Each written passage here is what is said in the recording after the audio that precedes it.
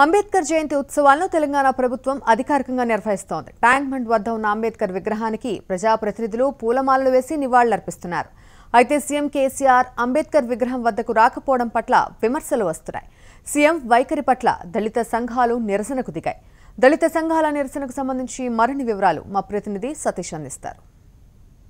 భారత రాజ్యాంగ నిర్మాత డాక్టర్ బిఆర్ అంబేద్కర్ 126వ జయంతి వేడుకలు ట్యాంక్ బండ్ దగ్గర ఉన్న అంబేద్కర్ విగ్రహం వద్ద అంగరంగ వైభవంగా జరుగుతున్నాయి. ఈరోజు ఉదయం నుంచి కూడా పెద్ద ఎత్తున అన్ని రాజకీయ పార్టీలకు సంబంధించిన నాయకులతో పాటుగా ప్రజా సంఘాల నేతలు అందరూ కూడా వచ్చి అంబేద్కర్ విగ్రహానికి పూలమాలలు వేస్తున్నటువంటి పరిస్థితిని మనం చూస్తున్నాం. అయితే ఇక్కడికి ప్రభుత్వం తరఫున పెద్దగా పూర్తి స్థాయిలో ఏర్పాట్లు చేయడం జరిగింది. ప్రభుత్వానికి సంబంధించినటువంటి మంత్రులు, ఎమ్మెల్యేలు, అదేవిధంగా వివిధ రాజకీయ పార్టీలకు సంబంధించినటువంటి ప్రతిపక్షాలకు సంబంధించినటువంటి ఎమ్మెల్యేలు అందరూ కూడా ఇక్కడికి చేరుకుని అంబేద్కర్ విగ్రహానికి పూలమాలలు వేసి ఆ అంబేద్కర్ జయంతి సందర్భంగా నివాళులు అర్పిస్తున్నటువంటి ఈ పరిస్థితిని చూస్తున్నాం. అయితే ఇక్కడ అంబేద్కర్ జయంతి ఉత్సవాలలో ముఖ్యమంత్రి కేసీఆర్ పాల్గొనకపోవడం, ఇక్కడ జయంతి వేడుకల్లో పాల్గొనకపోవడంపై సర్వత్రా విమర్శలు వెలువెత్తుతున్నాయి. ఇప్పుడే చూసాం ఇక్కడ ఎంఆర్పీఎస్కి సంబంధించినటువంటి కొంతమంది కార్యకర్తలు, అదేవిధంగా మిగతా ప్రజా సంఘాల నేతలు ముఖ్యమంత్రి కేసీఆర్ ఇక్కడికి రాలేదు, వచ్చి అంబేద్కర్ విగ్రహానికి పూలమాల వేసేంత టైం కూడా లేదా అని